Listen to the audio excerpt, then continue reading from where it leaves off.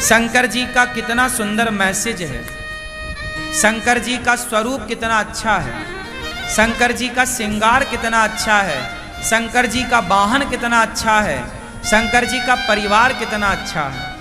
आपका परिवार भी 5 लोगों का लगभग, और शंकर जी का परिवार भी लगभग 5 लोगों का।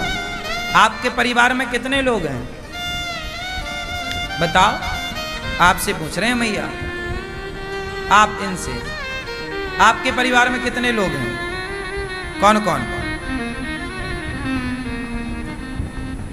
बेटी और पति पत्नी, तो 3 भाई, 3 बेटियां और आप पति पत्नी, और आपके सास ससुर नहीं, हो गए 5। आपके परिवार में कितने हैं?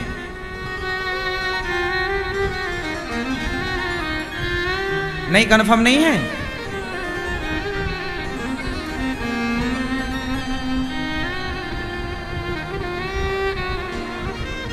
चार। आपके परिवार में कितने हैं? 7।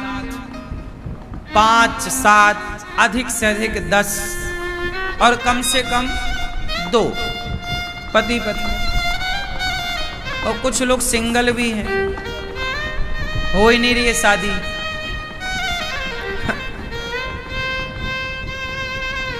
तो शंकर जी के परिवार में कितने हैं, आप जरा गिनो।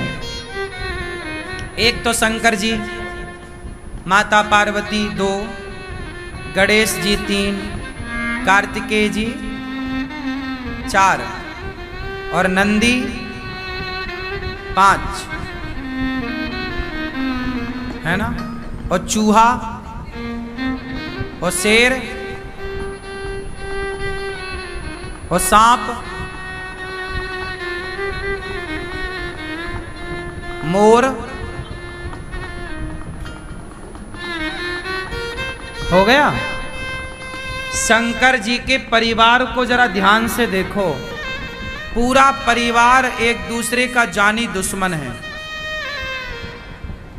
देख लो, माता जी का वाहन शेर और शंकर जी का वाहन बैल, नंदी।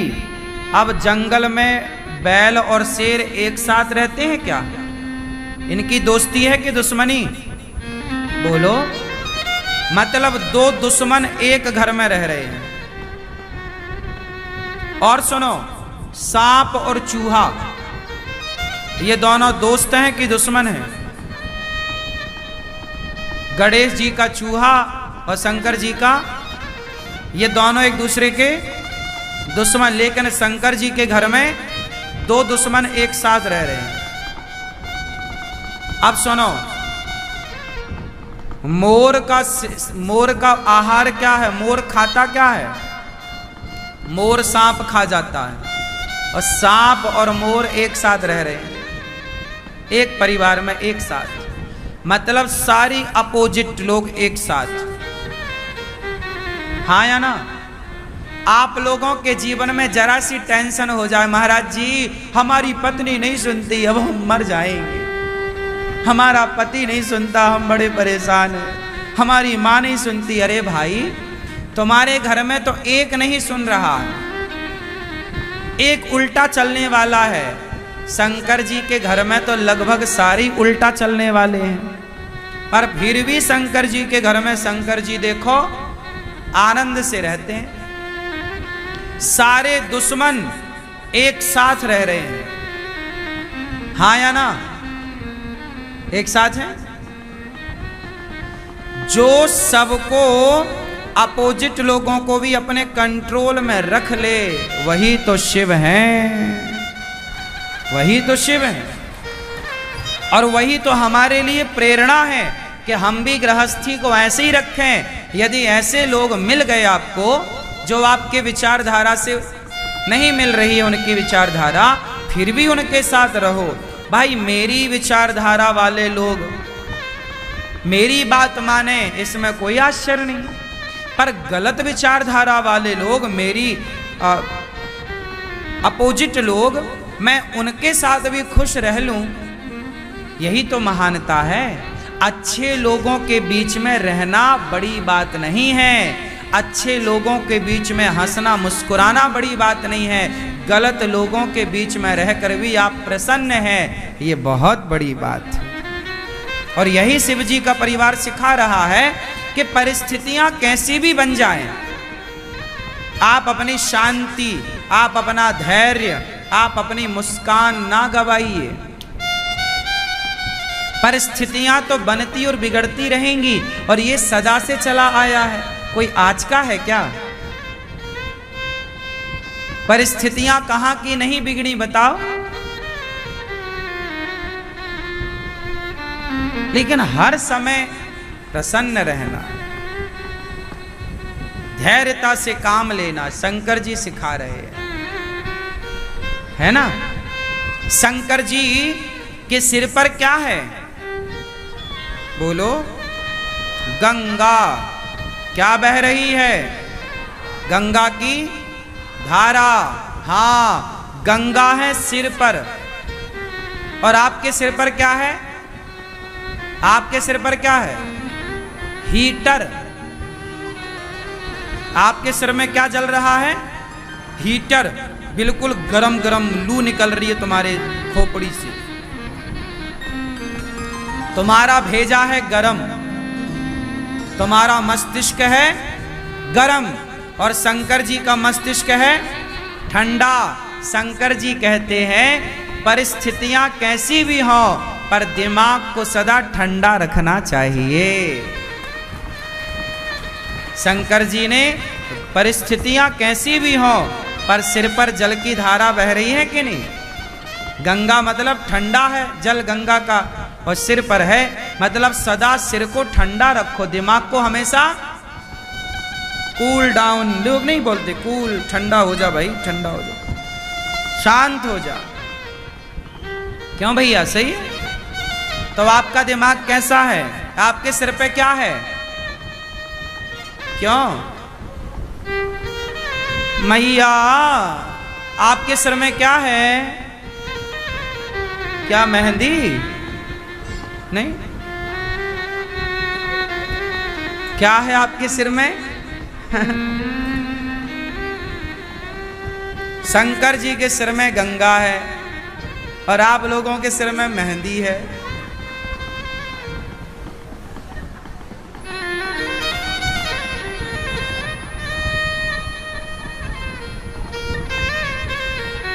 अच्छा, शंकर जी के गले में क्या है? बोलो। शंकर जी के गले में है जहर। शंकर जी के गले में क्या है? सांप भी है, आपने ठीक बोला था। शंकर जी के गले में है जहर। अच्छा, और शंकर जी के हृदय में क्या है? बोलो। शंकर जी के हृदय में कौन? कौन? सीताराम। सदा वसंतम हृदयारविंदे। भगवान है ना शंकर जी के हृदय में। हनुमान जी तो शंकर जी ही है ना, छाती फाड़ी तो कौन आए? हाँ, तो शंकर जी के हृदय में सीताराम है और गले में है, बोलो, जहर, विष। क्या मैसेज दिया? शंकर जी ये कहना चाहते हैं कि तुम्हारे शब्दों में भले जहर हो, तुम्हारे शब्द भले कठोर हों, पर तुम्हारे हृदय में तो भगवान ही होना चाहिए। हृदय से कठोर ना बनो। शब्दों की कठोरता चलती है। हृदय अप्रीति मुख वचन कठोरा। कड़े शब्द चलते हैं, कड़े शब्द व्यवस्था के लिए होते हैं। मैं आपको डांट दूं, वो मेरे शब्दों से है, मेरे हृदय से नहीं है। पिता डांटता है, वो शब्दों से डांटता है, दिल से नहीं डांटता। माँ मारती है तो शब्दों से बोलती है और वो व्यवहार में हाथ उठाती है, लेकिन उसका हृदय तो बच्चे के लिए बिल्कुल पवित्र है।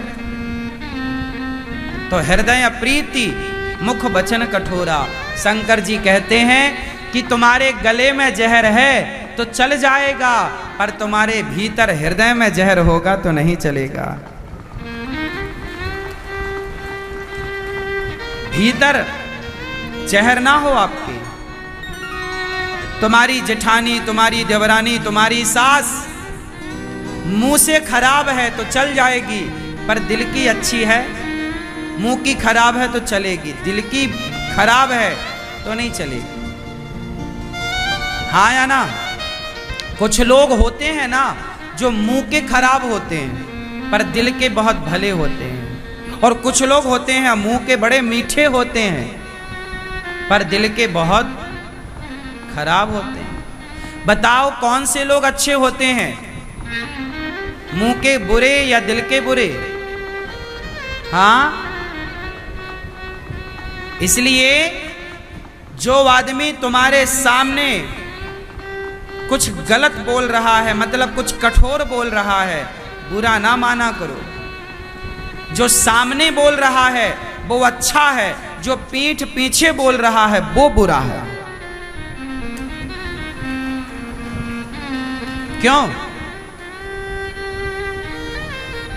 आप लोग यदि मेरे शुभ चिंतक होंगे ना तो आप मेरे से अकेले में आकर कहेंगे कि महाराज जी आपने ये गलती की है, इसे सुधार लेना। आप मेरे शुभ चिंतक हो तो आप मेरे से कहोगे, लेकिन आप मेरे शुभ चिंतक नहीं हैं तो आप लोगों से जाकर कहोगे देखो उन्होंने तो ये गलती की है, ऐसा कहा है। तो जो आपसे कह दें डायरेक्ट वो अच्छे हैं। इसलिए तो हमारे संतों ने कहा कि निंदक नियरे राखियो आंगन कुटी छवाए, बिन साबुन पानी बिन निर्मल करत स्वभाव। जो आपके सामने कह दें वो अच्छे होते हैं, और जो आपके पीठ पीछे कहें वो बोलो वो बुरे हैं, गलत। समाज में भले और बुरे लोगों की पहचान कैसे की जाती है? ऐसे ही कुछ फॉर्मूले हैं जिन्हें आप अपना लो। अच्छे बुरे कौन होते हैं आप चुटकियों में समझ जाएंगे। भले लोग अच्छे होते हैं।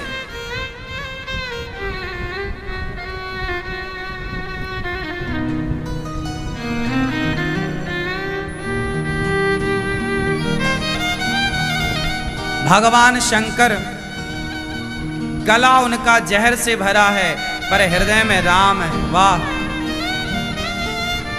संतों की वाणियां कठोर होती हैं, संतों की बातें कठोर होती हैं क्योंकि वो आपके भले के लिए होती है। संतों की वाणी कठोर है पर संतों का हृदय कोमल है, क्योंकि शंकर जी के गले में जहर है, हृदय में तो सीताराम है ना।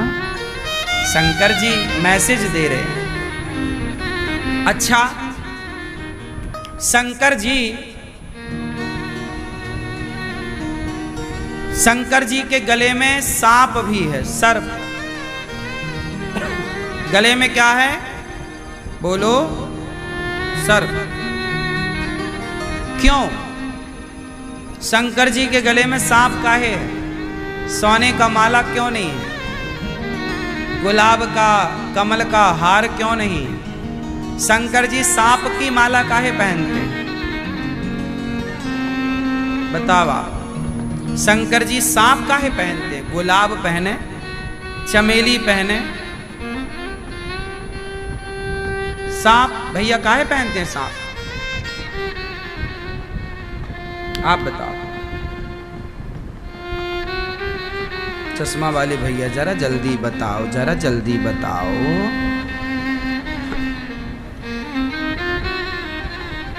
क्यों? बैठे बैठे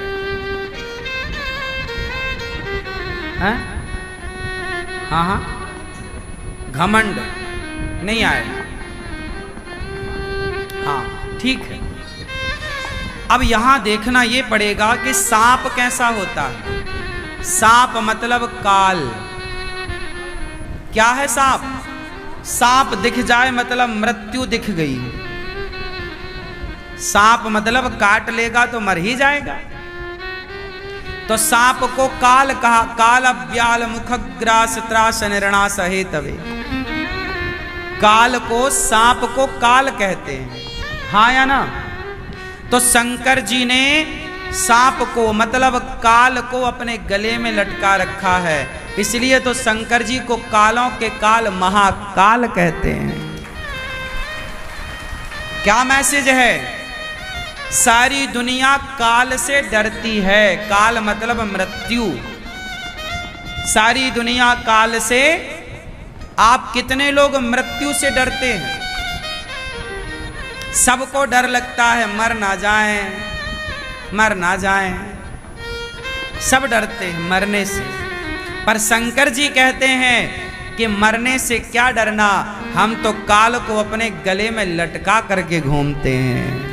जब रक्षा करने वाले हृदय में बैठे हैं तो गले का काल बिगाड़ेगा क्या? इसलिए काल से डरने की जरूरत नहीं है। जिनके हृदय में भगवान बैठे हों उन्हें काल क्या बिगाड़ेगा। और जब काल आएगा तो फिर कौन बचाएगा? इसलिए मरने से सब जग डरा, मेरे मन आनंद, कब मरी हूं कब बैठी हूं पूर्ण परमानंद। सारी दुनिया डरती है मरने से, पर भगवान के भक्त को कभी भय नहीं लगता मृत्यु से। अरे मरेंगे तो यहाँ भी अनिरुद्धाचार्य भगवान की शरण में है, और यहाँ से जाएगा तो भी प्रभु के पास ही जाएगा। हमें काहे बात का भय? मरने से हम काहे डरें? हमने कोई गलत काम किया हो तो मरने से डरें? हम तो जिएंगे भी शान से और मरेंगे भी बिंदास शान से, क्योंकि यहाँ भी अच्छा वहाँ भी अच्छा। चोर चोरी करे तो डरे मरने से, गलत काम किया हो तो मरने से डरे।